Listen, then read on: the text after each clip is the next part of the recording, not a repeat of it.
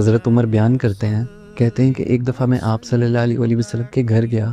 میں نے جا کے دیکھا کہ آپ صلی اللہ علیہ وسلم اپنے گھر کی چھت پر ایک کھجوروں سے بنی ہوئی چادر پر لیٹے ہوئے تھے۔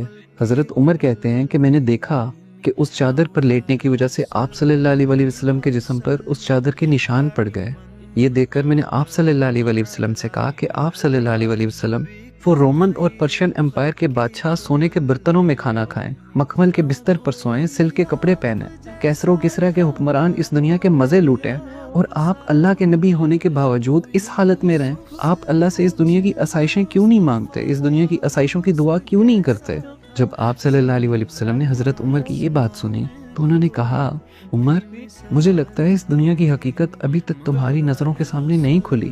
وہ حضرت عمر جن کے بارے میں آپ صلی اللہ علیہ وسلم نے خود کہا کہ اگر میرے بعد کوئی نبی ہوتا تو عمر ہوتا، وہ حضرت عمر جن کے بارے میں آپ صلی اللہ علیہ وسلم کہا کرتے تھے کہ پرانی امتوں پر جن پر اللہ تعالیٰ نے نبیوں کو نازل نہیں کیا، ان پر ایسے لوگوں کو اتارا کرتے تھے جن پر اللہ کی کوئی کتابیں نازل نہیں ہوئی، لیکن پھر بھی وہ اللہ کے نظام کو قائم کرتے تھے، ان کی رہنمائی کرتے تھے۔ اگر میری امت کے اندر کوئی ایسا شخص ہوتا تو وہ عمر ہوتا۔